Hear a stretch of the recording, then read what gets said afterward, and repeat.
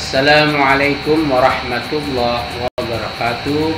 Salam sejahtera untuk kita semua. Semoga kita dalam keadaan sehat walafiat. Anak-anak hebat, berjumpa kembali bersama saya Pak Umar Wira Hadikusuma dalam video pembelajaran pada channel YouTube Umar Animargon.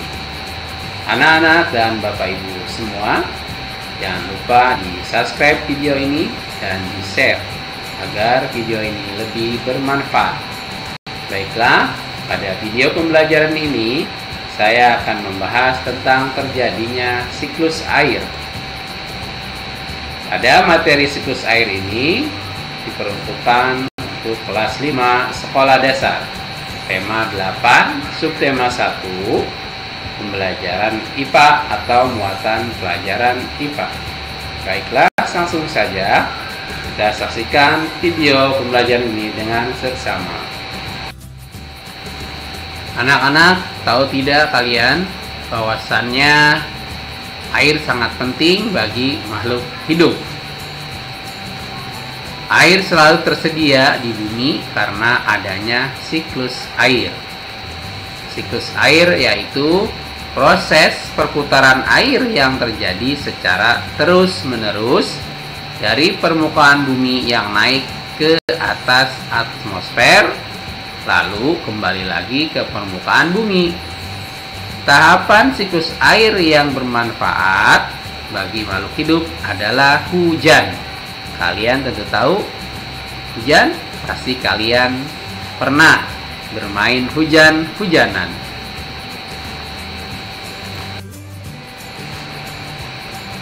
Contoh pemanfaatan air oleh makhluk hidup. Anak-anak dan Bapak Ibu semua yang menyaksikan video ini, jangan lupa subscribe ya, agar kalian dapat informasi video-video pembelajaran dari Umar Animargon Channel. Jangan lupa subscribe dan share video ini. Mari kita lanjut. Air hujan yang menyerap ke dalam tanah akan disimpan sebagai cadangan air bagi makhluk hidup. Air yang kita gunakan sehari-hari berasal dari air bawah tanah yang dipompa melalui mesin air sehingga keluar melalui keran-keran yang ada di rumah kita. Coba kita bayangkan, seandainya air hujan sudah tidak menyerap lagi ke dalam tanah akibat hilangnya lahan terbuka hijau dan munculnya betonisasi. Betonisasi adalah pengecoran jalan-jalan, karangan rumah, dan lain sebagainya. Hal ini dapat menyebabkan air hujan tak lagi menyerap ke dalam tanah. Wah, bisa bahaya ya bila air hujan tak lagi bisa menyerap ke dalam tanah. Maka keran-keran di rumah kita tak lagi bisa mengeluarkan air. Seperti di kota besar seperti Jakarta, masyarakatnya sudah menggunakan air pump lantaran air dalam tanahnya sudah tak bisa lagi digunakan. Hal ini terjadi karena lahan-lahan terbuka hijaunya sudah menjadi bangunan-bangunan dan jalan-jalannya sudah dibeton dan diaspal, sehingga ketika hujan air sudah tidak bisa lagi menyerap ke dalam tanah atau bumi, tapi air langsung mengalir ke selokan atau got dan langsung mengalir terus sungai lalu sampai ke lautan.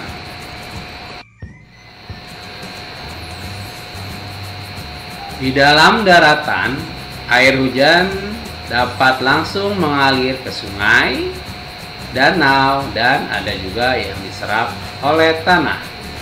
Proses penyerapan air hujan ke dalam tanah disebut infiltrasi.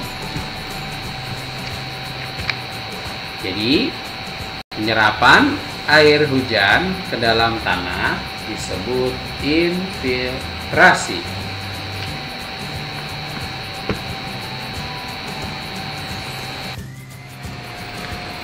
Air juga sangat bermanfaat untuk tumbuhan, yaitu untuk berfotosintesis. Fotosintesis adalah proses pembuatan makanan pada tumbuhan. Jadi, air yang turun dari langit ya ke bumi ketika hujan diserap oleh tanah, lalu pohonan atau tumbuhan melalui akarnya menyerap air tersebut untuk proses fotosintesis. Perlu diketahui juga bahwa air juga bermanfaat untuk menjaga kelembaban, suhu, dan iklim di bumi. Tujuannya apa? Agar makhluk hidup yang ada di bumi dapat bertahan hidup, dapat berkembang biak, dan melangsungkan hidupnya secara baik dan terus-menerus. Air sungai-sungai dan danau sangat berguna untuk aktivitas makhluk hidup. Jadi seperti sungai, danau ya, itu sangat berguna untuk makhluk hidup. Apa sih gunanya? Yuk kita saksikan. Seperti untuk sarana transportasi air, sungai-sungai besar yang ada di Indonesia sebagian besar digunakan sebagai sarana transportasi air. Air sungai juga dimanfaatkan oleh masyarakat untuk pengairan sawah dengan membuat irigasi. Dengan adanya irigasi, para petani dapat mengairi sawah dan ladang mereka. Air sungai juga dapat dimanfaatkan sebagai media tambak ikan dan udang. Dari kegiatan ini, masyarakat dapat menambahkan penghasilannya dari berternak ikan di tambak atau di keramba.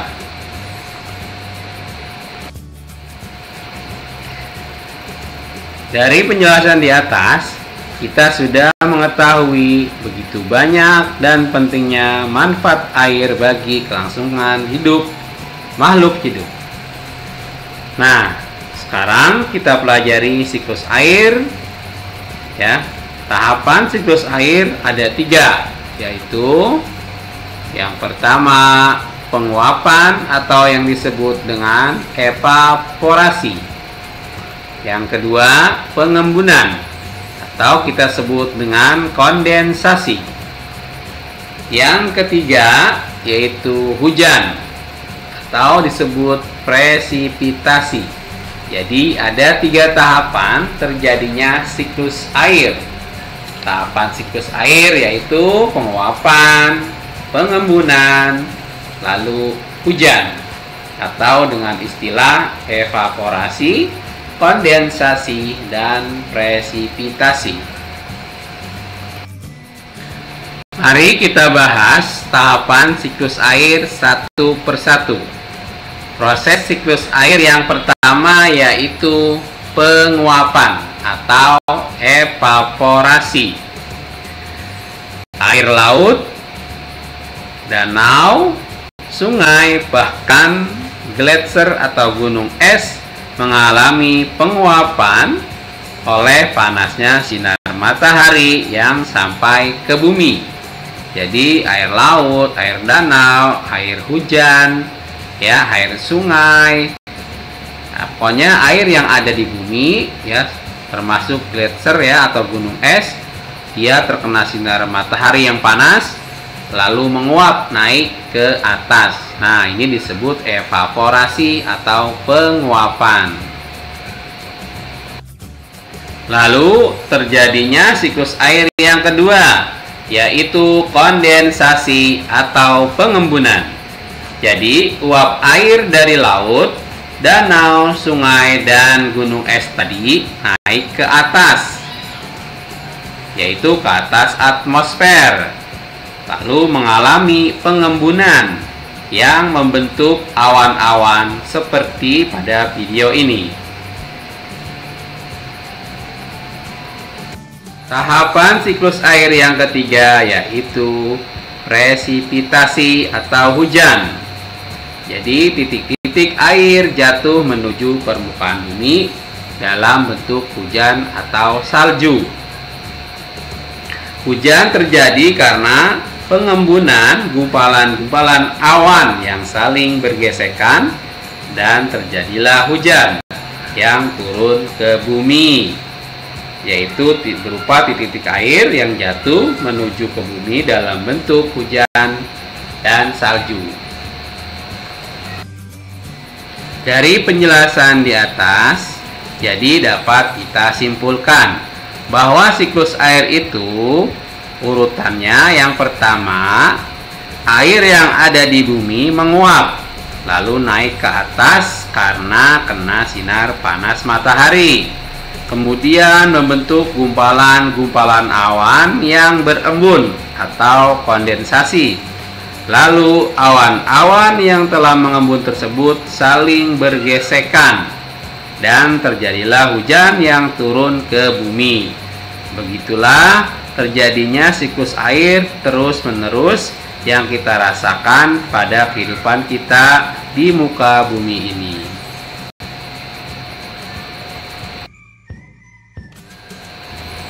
Demikianlah pembahasan tentang terjadinya siklus air. Sekarang saatnya kita evaluasi atau latihan dari materi yang sudah kita pelajari. Salin dan jawablah soal di bawah ini di buku tulismu. Yang pertama, apa yang dimaksud dengan siklus air? 2. Buatlah bagan terjadinya siklus air. 3. Jelaskan proses terjadinya siklus air. 4. Jelaskan arti dari evaporasi, kondensasi, dan presipitasi. 5. Sebutkan manfaat keberadaan air bagi makhluk hidup.